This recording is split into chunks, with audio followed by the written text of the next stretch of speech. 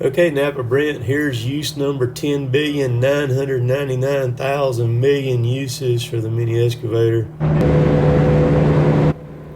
Well, this was a tough spot to work. Got a fence here. You see the pet fence wire laying on top of the ground right in the middle of the screen right there. Had to work over that thing all day long. And then that other fence over there too. It made things quite interesting on this job.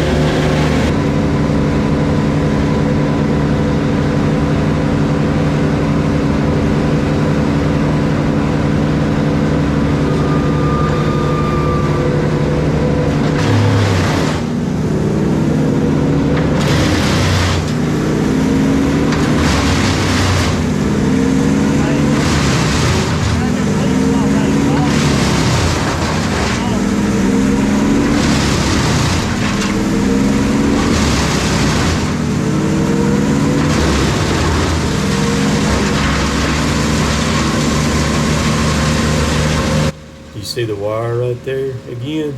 Whole job on top of that wire the whole time.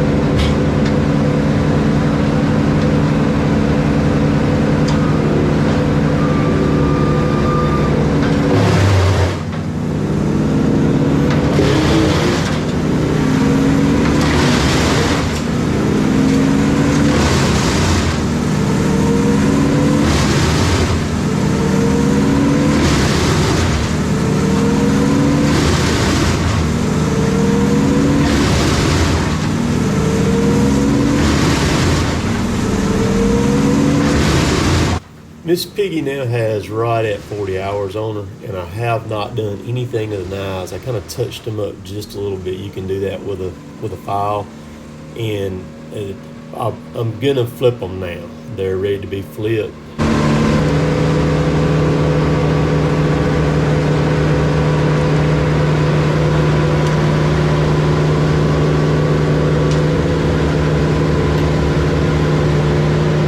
That's a really cool thing about having a hitch on this blade right here as a receiver, because I can take this chipper and set it anywhere I need to set it, as long as the ground's pretty good for me, and just move it around. So I mean, like, I pulled it up into this little narrow alley right there and set it up, and then when I get ready to, when I'm done with it, then I can just take it and push it back out with it. That's the handiest thing I've got right there.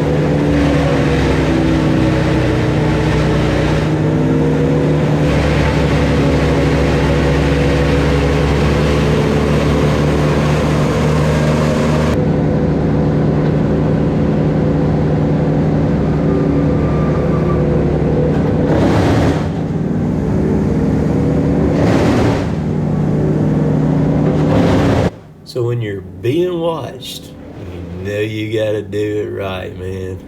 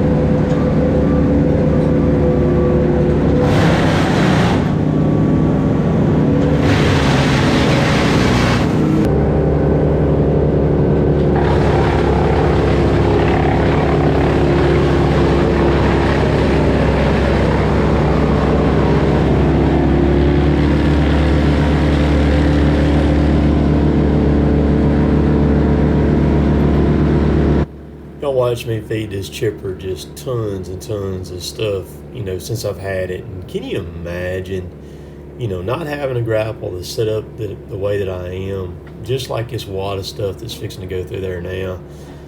I mean, you couldn't do that by hand. And it would be really tough to work right here, working that stuff around with, say, a mini skid or either a skid loader or anything like that. For what I do, the way that I'm set up.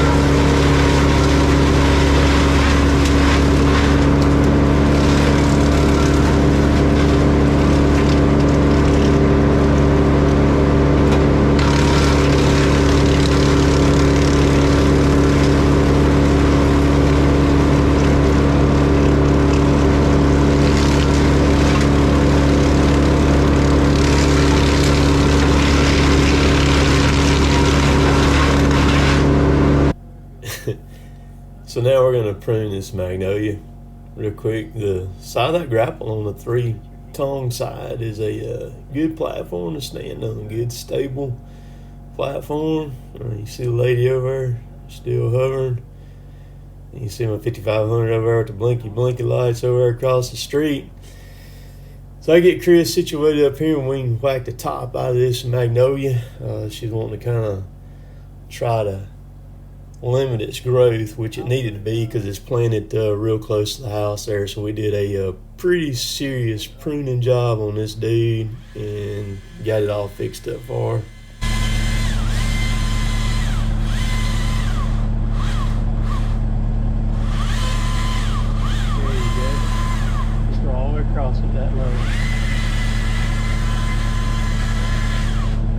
Okay, Napa Brent, here's use number 10,999,000,000,000 uses for the mini excavator. Toting a Rubbermaid, I think that's a 52 gallons, that biggest one that they make, garbage can with it. And I just towed it all the way back around to the chipper over here. And if the chipper had the right angle on it, I basically dumped it right in the feed hopper here. Almost. I was real close, but this worked pretty good right here. This is pretty slick.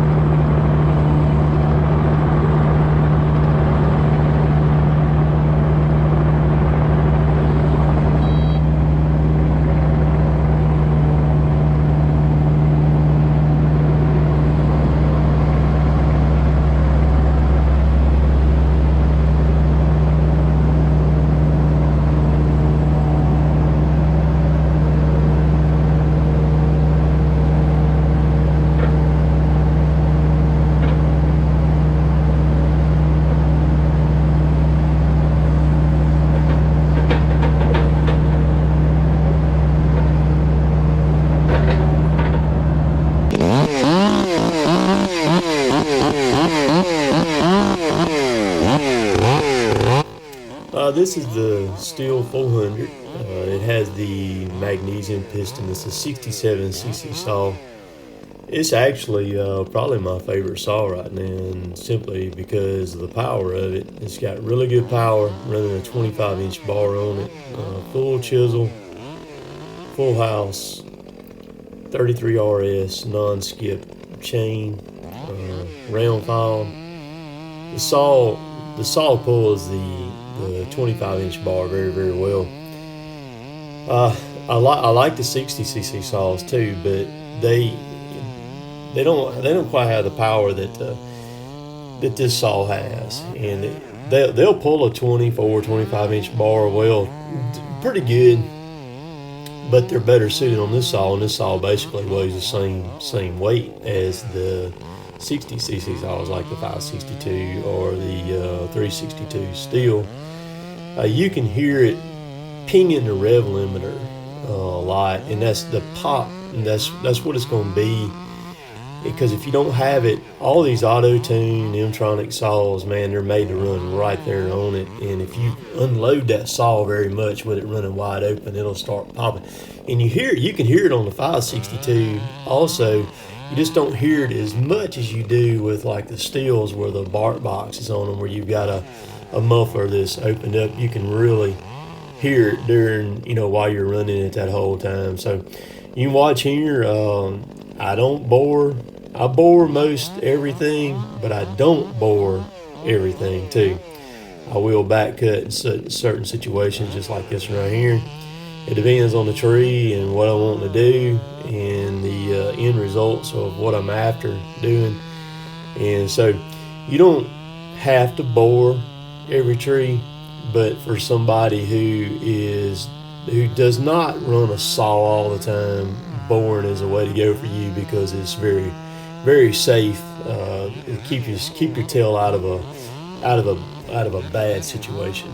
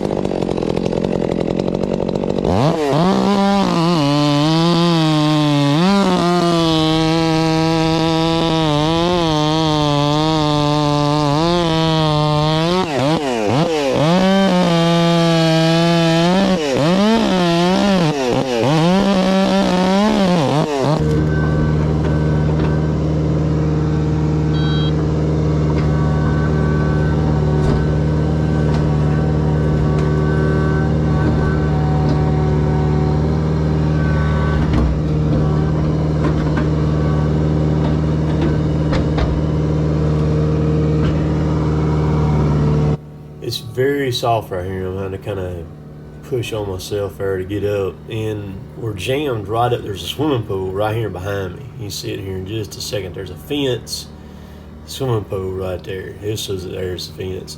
This was very tight spot to work right here.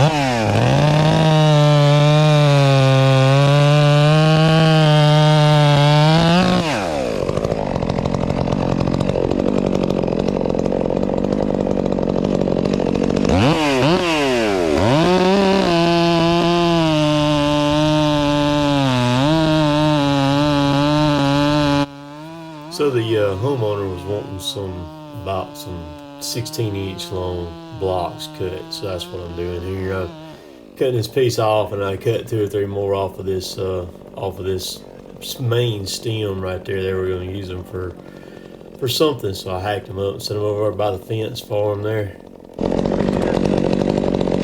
Twisted that solid.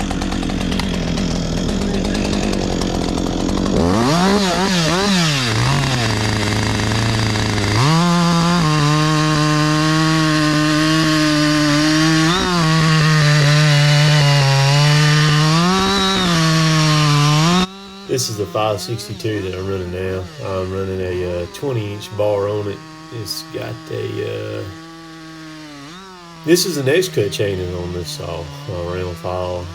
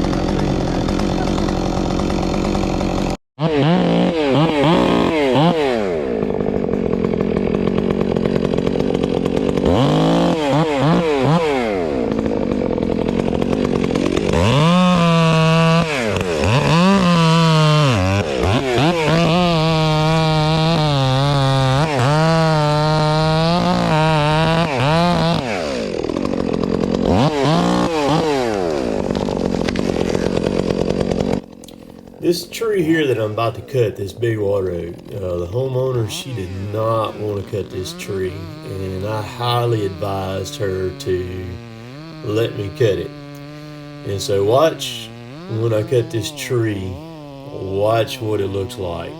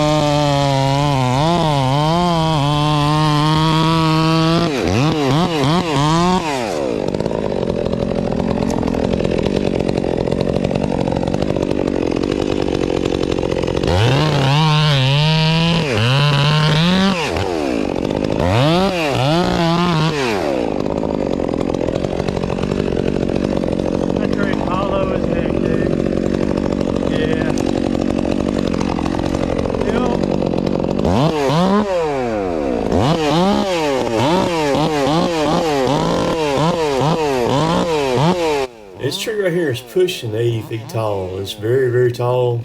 And there's a limb hanging back over the Mini about 40 foot back toward that pole. And it's hollow as can be. So this tree needed to come down.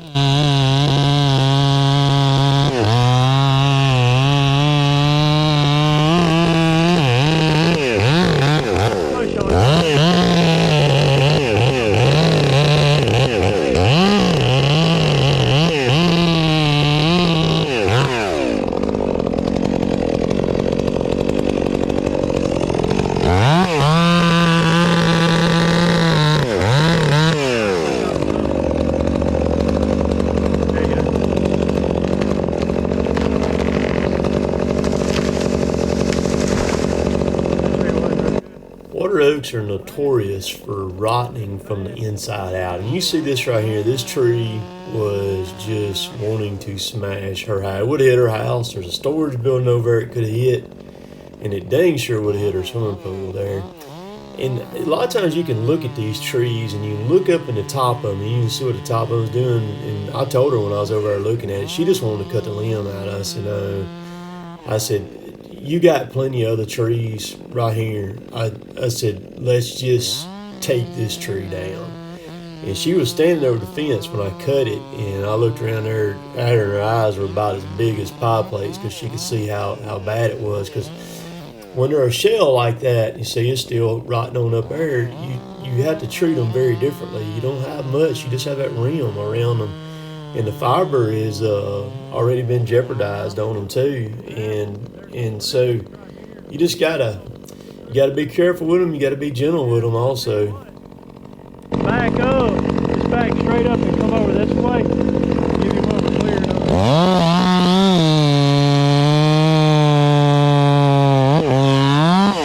Remember that wire right there about where you traveled. I think I just run out of gas. Yeah, pretty sure it is dead. Yeah, I'm out. Yeah, just track back and get over that wire and get on the other side.